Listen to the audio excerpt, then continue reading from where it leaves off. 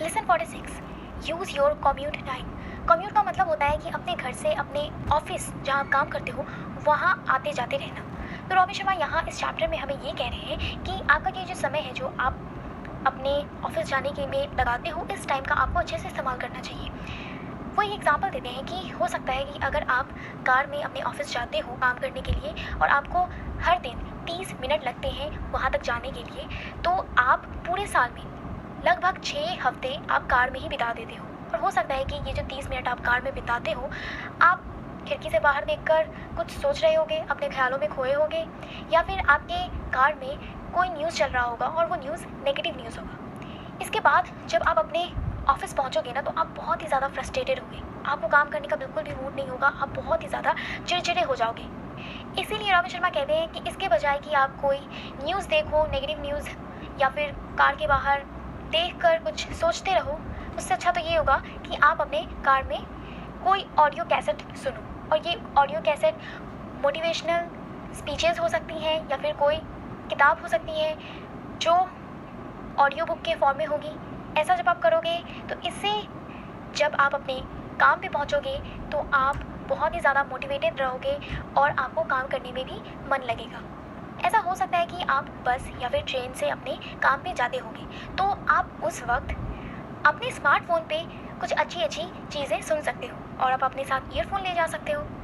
इससे आप अच्छी बातें भी सीख सकते हो। रॉबिन शर्मा कहते हैं कि ये एक तरीके से चलता फिरता कॉलेज है, यानी कॉलेज ऑन व्हील्स, जिसमें आप अपना टाइम भी बर्बाद नहीं करते हो और उस टाइम का ऐसे इस्तेमाल कर पाते हो जिससे आपको आगे काम करने में और भी ज़्यादा एनर्जी मिलती है, मोटिवेशन मिलता है। Lesson 47, go on a news fast. Robin Sharma कहते हैं कि जो नेगेटिव न्यूज़ होती है ना, वो बहुत ही जल्दी बिक जाती है। उसका वो एक एग्जाम्पल देते हैं कि अगर किसी सेलिब्रिटी के ऊपर क्रिमिनल ट्रायल चल रहा होगा ना, तो उसे बहुत सारे लोग देखेंगे। लेकिन अगर किसी महान इंसान की बायोग्राफी, उनकी जीवनी के बारे में दिया जा रहा हो, तो उससे बहुत ही कम लोग देखते हैं। रॉबिन शर्मा कहते हैं कि वो ये नहीं कह रहे हैं कि न्यूज़ देखना गलत है। उनका बस इतना कहना है कि आप कुछ भी पढ़ते हो, कुछ भी न्यूज़ में पढ़ते हो, तो इसका मतलब ये नहीं कि आप कुछ भी पढ़ते जाओ। आप ऐसी चीज़ें, ऐसी न्यूज़ पढ़ो जो आपको और भी ज़्यादा ज्ञान दे, आपको समझदार बनाए। जो स्टूडेंट्स कॉम्पिटिटिव एग्ज़ाम की तैयारी करते हैं ना, उनसे सीख सकते हो कि वो जो भी न्यूज़ पढ़ते हैं ना, तो उसमें वो हमेशा जो पॉजिटिव साइड होता है, यानी जो उनको ज्ञान देगा, जो उनके लिए इम्पॉर्टेंट है, वही न्यूज़ पे वो ज़्यादा फोकस करते हैं। लेकिन अगर आप न्यूज़ एडिक्शन के शिकार हो, यानी कि आप कुछ भी पढ़ते जाते हो, जो भी लिखा रहता है, जो भी आता है न्यूज़ में, वो सब आप पढ़ते रहते हो, तो उसके लिए रॉबिन शर्मा ने कहा है कि आप 7 दिनों का न्यूज़ का फास्ट रखो, न्यूज़ का व्रत रखो। इन 7 दिनों में आप कमिट कर लो कि आप कोई भी नेगेटिव न्यूज़ नहीं देखोगे और ना ही पढ़ोगे। जब आप ऐसा कर लोगे 7 दिनों तक, तो आप 2 चीज़ें नोटिस करोगे। पहली कि आपने ऑलमोस्ट जितनी भी इंफॉर्मेटिव न्यूज़ होती है ना, वो सब पढ़ी है, जो आपकी नॉलेज को बढ़ाएगा। और दूसरी चीज़ कि आपका जो दिमाग है ना, वो एकदम शांतिपूर्ण रहेगा, क्योंकि आपने ऐसी कोई नेगेटिव न्यूज़ पढ़ी ही नहीं होगी उन 7 दिनों में जो आपको नेगेटिव चीज़ें सोचने पे मजबूर कर देगी। और ऐसा करने से आपका जो न्यूज़ एडिक्शन है वो भी छूट जाएगा और उस टाइम का इस्तेमाल आप दूसरे कामों में लगा सकते हो। Lesson 48, get serious about setting goals. आप लोगों ने कितनी बार ही सुना होगा कि आपको अपनी लाइफ में लक्ष्य बनाना चाहिए, लेकिन क्यों?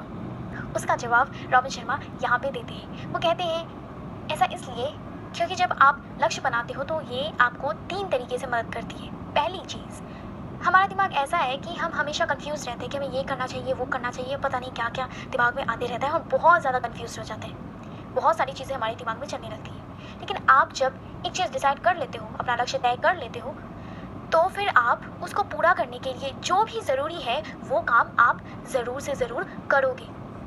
दूसरी चीज़, आपका दिमाग ना हमेशा अलर्ट रहेगा कि आपके आसपास कोई भी अवसर आए जो आपको उस लक्ष्य को पूरा करने में मदद करेंगे, तो आप उस अवसर का फ़ायदा ज़रूर उठाएंगे।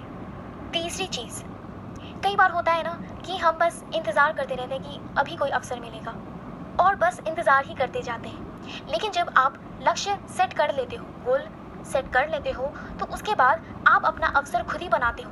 ऐसा नहीं कि बैठे बैठे इंतज़ार कर रहे हैं कि कोई अवसर आ जाए। आप अपने गोल के ऊपर, अपने लक्ष्य के ऊपर जब काम करते हो तो स्वाभाविक सी बात है कि आपको अवसर ज़रूर मिलेगा, अवसर खुद चलकर आपके पास आएगा। Lesson 49, remember the rule of 21। Robin Sharma यहाँ पे कहते हैं कि किसी भी आदत को, किसी नई आदत को आपके अंदर आने में 21 दिन लगते हैं, लेकिन बहुत सारे ऐसे लोग हैं कि कुछ ही दिनों में हार मान जाते हैं जब उन्हें तनाव होने लगता है या फिर उनके शरीर में दर्द होने लगता है। लेकिन वो कहते हैं कि अगर आप कोई नए जूते खरीदते हो ना, तो उसमें भी फिट होने के लिए आपको थोड़ा समय तो लग ही जाता है।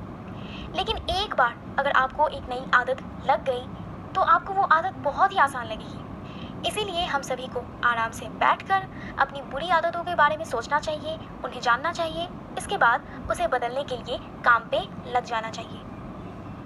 Lesson 50, practice forgiveness. कई बार ऐसा होता है ना कि हमारे साथ किसी ने बुरा किया हो, और जब माफ़ करने की बारी आती है ना उस इंसान को, तो हम ऐसा सोचने लगते हैं कि अरे भाई मैं क्यों माफ़ करूँ, मैं कोई महात्मा हूँ क्या जो किसी को निस्वार्थ भाव से एकदम माफ़ कर दूँ। इसमें मेरा क्या फ़ायदा, इसमें तो सामने वाले को फ़ायदा है क्योंकि मैंने तो उसे माफ़ कर दिया। पर ऐसा सोचना ही गलत है, क्योंकि जब हम किसी को माफ़ करते हैं ना तो उसमें सामने वाला का कोई फ़ायदा नहीं है, फ़ायदा तो आपका है। देखो होता क्या है ना कि जब किसी ने आपके साथ बुरा किया होता है और आप उसे माफ़ नहीं करते हो ना, तो आप हमेशा उस इंसान को ना अपने दिमाग में कोसते रहोगे। जब आप ऐसा करोगे तो आप अपना ही नुकसान कर रहे हो ना, आप अपना कीमती समय उसको कोसने में लगा रहे हो। इससे अच्छा तो आप उस टाइम का, अपने उस कीमती समय का इस्तेमाल करके ऐसे इंसान को ढूंढते जो आपके जीवन में रहने के काबिल था, जो आपके जीवन में आपको मदद करे और जो आपको हमेशा खुशी दे। ऐसे इंसान को ढूंढने में लगा सकते थे ना ऐसे समय को, इसके बजाय कि अपने लाइफ के विलन को आप कोसते रहो। इसीलिए आपकी लाइफ में जितने भी विलन्स हैं ना, उन सभी को माफ़ कर दो और अपनी लाइफ में ऐसे सपोर्टिंग कैरेक्टर्स को लेकर आओ जो आपको सपोर्ट करें आगे बढ़ने में और आपके लाइफ में ढेर सारी खुशियाँ लेकर आए।